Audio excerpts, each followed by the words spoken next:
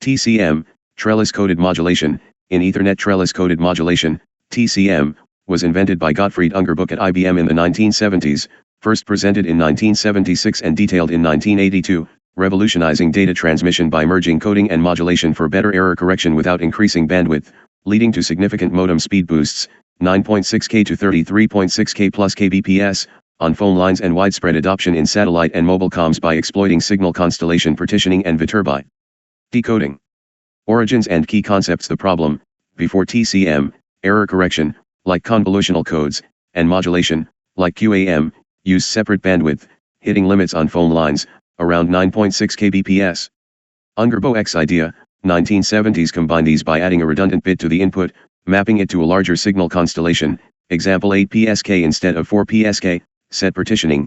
The core idea involves partitioning the constellation points into subsets, ensuring larger distances between points in different subsets, giving better error protection. Viterbi algorithm, used at the receiver to jointly decode the bits and demodulate the signal, finding the most likely path through the trellis. Impact and adoption 1976 and 1982, initial concepts, 1976, were less noticed, a detailed 1982 paper sparked widespread adoption. Modem revolution, by 1984, TCM was adopted for high-speed modems, CHID, enabling speeds from 14.4K to 33.6K plus bps over POTS lines, far exceeding previous limits. Beyond phone lines, TCM became crucial for band-limited channels in satellite, terrestrial microwave, and mobile communications. Evolution multidimensional TCM, later work explored 4D, 8D, and 16D constellations for even better performance. Punctured TCM, techniques like puncturing the convolutional code were developed to adjust rates efficiently.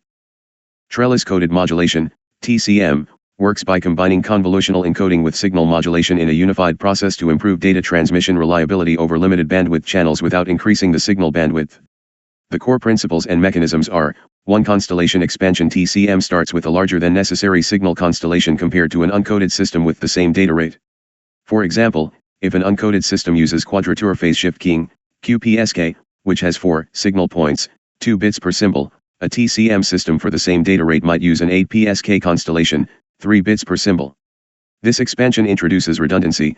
Not all possible sequences of points in the larger constellation are valid data sequences. 2. Convolutional encoding. A convolutional encoder adds a controlled amount of redundancy, typically 1 extra bit per symbol interval, to the data stream.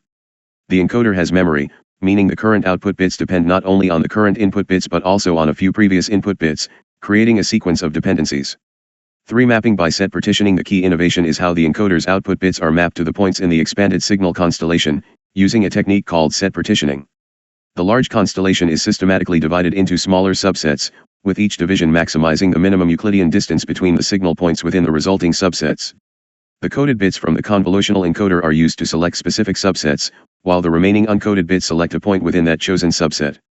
This process ensures that valid signal sequences in the data stream are separated by the largest possible Euclidean distance in the signal space. 4. Viterbi decoding.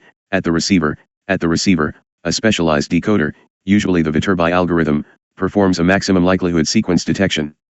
The Viterbi decoder uses soft decisions, information about how close a received signal point is to a valid point, not just the hard bit value, to track the most probable path through a trellis diagram that represents all possible valid encoded sequences. By analyzing the sequence of received signals over time and using the distance metrics, Euclidean distance, the decoder can correct errors that occur during transmission due to noise or interference. Result: TCM achieves a significant coding gain, better performance at the same power, or the same performance with less power, compared to uncoded modulation, without increasing the required bandwidth.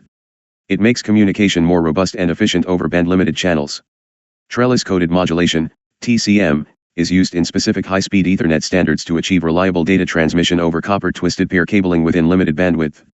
The primary standards utilizing TCM are 1000 base T, gigabit Ethernet, modulation. This standard uses 5-level pulse amplitude modulation, PAM5, across 4 differential twisted pairs of cables simultaneously to achieve 1 Gbps speed. TCM integration, a 4-dimensional, 4D, trellis code is an essential part of the 1000 base T physical layer specification.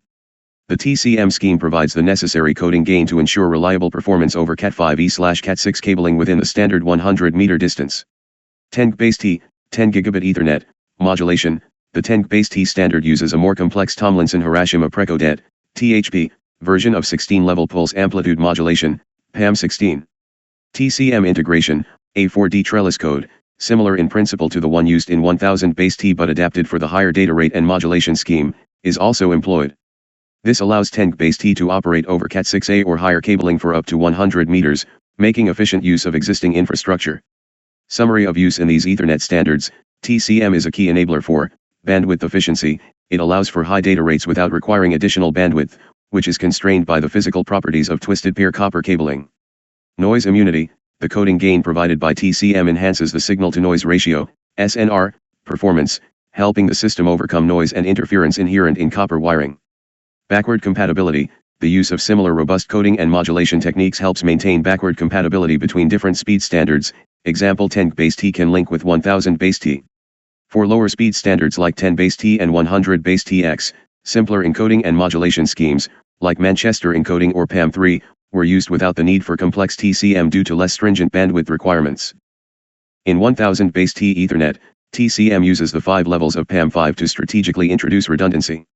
The system transmits 2 bits of actual data using a 5-level symbol.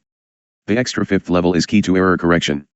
Here is a simplified, conceptual example to illustrate roughly how they work together. Setup, data rate target, 2 bits per symbol, on 1 wire pair for this example.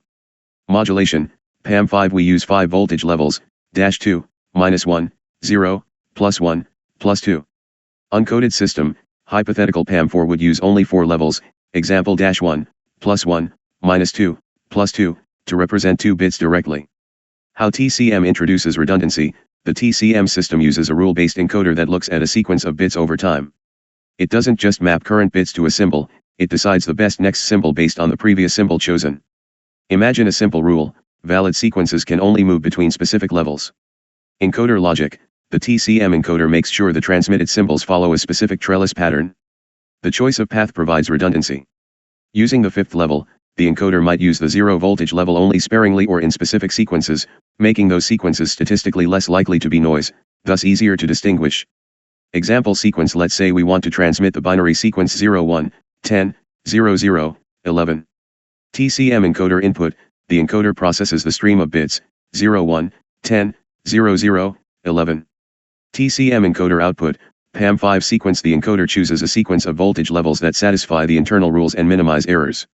A valid sequence might be, +1, -1, -2, +2 transmission. These voltage pulses are sent down the wire. Noise/interference. The signal gets corrupted. The receiver might measure a slightly off sequence, +0.8, -0.9, -1.9, +1.8. Decoding. Using the Viterbi algorithm, the receiver doesn't just round the measured values to the nearest level immediately. It uses the Viterbi algorithm to look at the entire sequence and the known TCM rules, the trellis.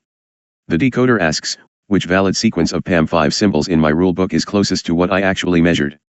The decoder checks the Euclidean distance to valid paths. The extra space provided by the 5th level helps the decoder clearly distinguish between paths. By using the structure imposed by TCM, the rules, the decoder correctly determines that the intended sequence was +1, -1, -2, +2, and decodes that back into the original data 01, 10, 00, 11. In short, the PAM5 levels provide the alphabet for the signal, and TCM provides the grammar rules for how that alphabet can be used in sequence.